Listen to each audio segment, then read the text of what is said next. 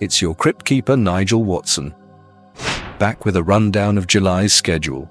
Get comfy, folks, we've got a lot of ground to cover. July was one for the books, with 8 full-length frights to keep you tossing and turning. Let's break them down, shall we? We kicked things off with The Magic Shop by H.G. Wells. Now this ain't your average rabbit-out-of-a-hat routine. Picture a shop where reality bends like a rubber band, and you're getting close. It's a reminder that sometimes the real magic is knowing when to hightail it out of there. Next up, Blood and Snow by Stephen Sinclair. Ever wonder what happens when you mix fairy tales with horror? This story's got the answer, and let me tell you, it ain't pretty. Our pal George digs into history and unearths a curse that's been waiting centuries to wake up. Word to the wise, some stones are better left unturned. Craig Crawford's It Walks had us on the edge of our seats. Think you're tough?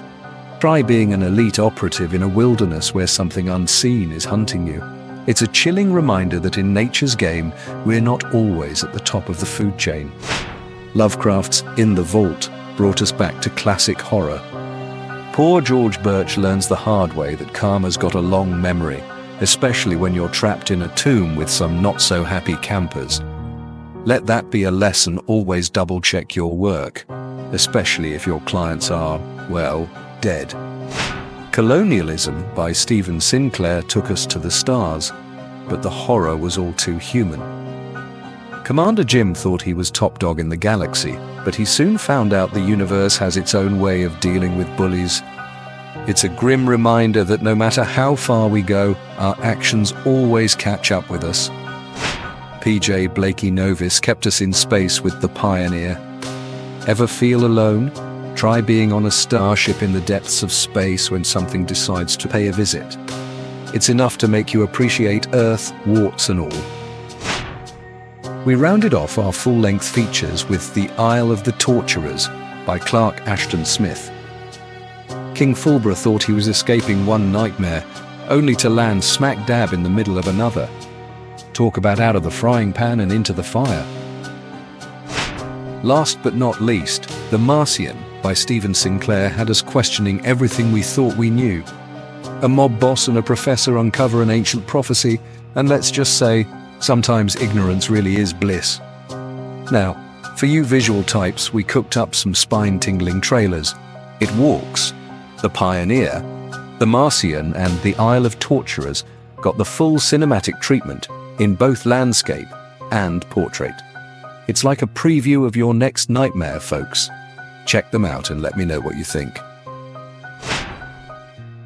But wait, there's more. We also dished out 4 bite-sized horrors for those of you who like your scares in small packages. 3 anime-style quickies.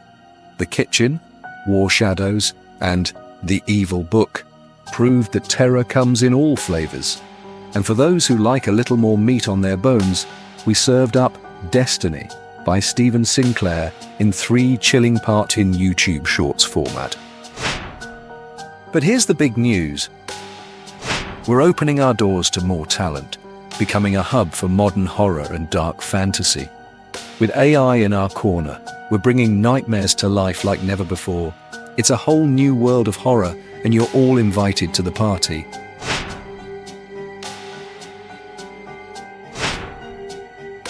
For our UK friends, mark your calendars. I'll be at the Innsmouth Literary Festival on September 28th in Bedford. And hey, while we're talking about expanding your horror horizons, check out these podcasts. Innsmouth Book Club, Strange Shadows. They're deep dives into the weird and wonderful world of horror fiction. Trust me, your commute will never be the same. Links in the description. Tickets are going fast, so head to www.innsmouth.uk and snag yours before they're gone. That's all for now, friends. This is Nigel Watson signing off. Stay scary out there.